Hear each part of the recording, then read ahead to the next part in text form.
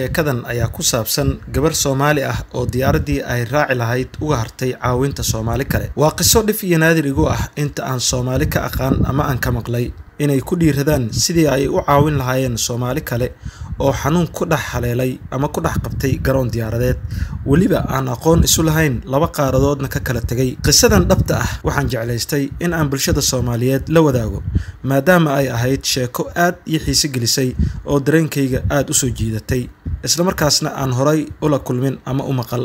sheekadan ayaa waxay ka dhacday garoonka diyaaradaha Frankfurt Airport ee dalka Jarmalka, halkaasi oo Ilaahay ku kulansiiyay gabadha qisadan ku saabsan iyo nin da ah ee garoonka dhexdiisa kula soo booday xanuunka stroke ee dhiig xinjirowga ku dhaca maskaxda una badan dadka da'da ah.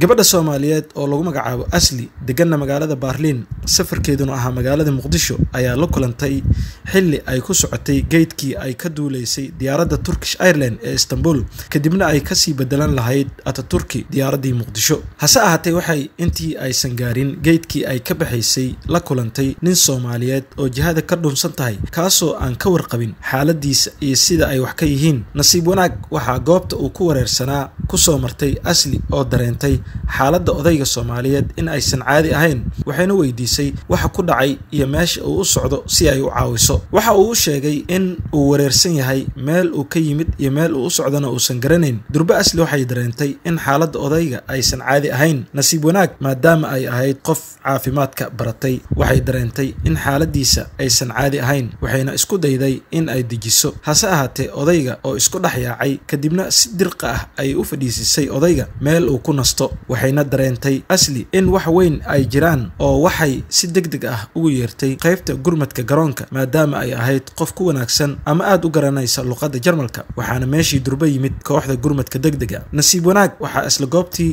lagu ogaaday in odayga Soomaaliyeed uu ku dhacay xanuunka stroke oo qofka uu ku soo boodo. gabadha Soomaaliyeed ee Asli lagu magacaabo meeshaas ayay ku hilmaantay in ay ahayd qof duulimaad u ahaa dalkii hooyo ee ay u socotay, waxayna markii adeega caafimaad loo sameeyay ee la damcay in isbitaalka loo qaado ay kooxda gurmadka degdega iyo booliska garoonka ka howlgala u mahad celiyeen oo ay weydiiyeen halka duulimaadkeeda uu ku socday. waxayna u sheegtay in ay ku socotay magaalada Muqdisho, diyaaradeedana ay ahayd Turkish Airlines oo Istanbul to Muqdisho ahayd.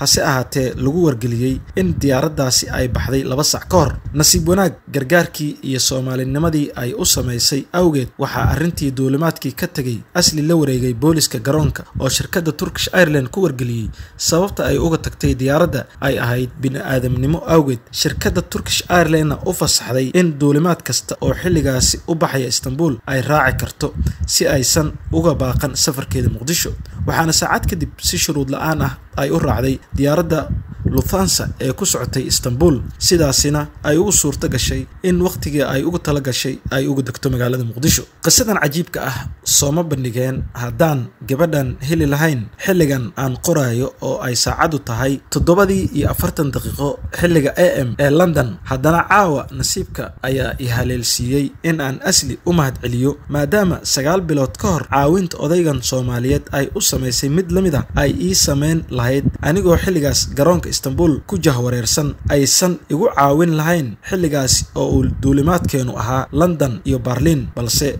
transit aan ku ahayn Istanbul. xilligaas oo caawin midaan la mid ah ay igu sameysay garoonka Istanbul dhexdiisa markii ay iga lumeen boorsadii gacanta oo ay igu jireen dukumiinti, kaararkii bangiyada aqoonsiga, laptop MacBook ah.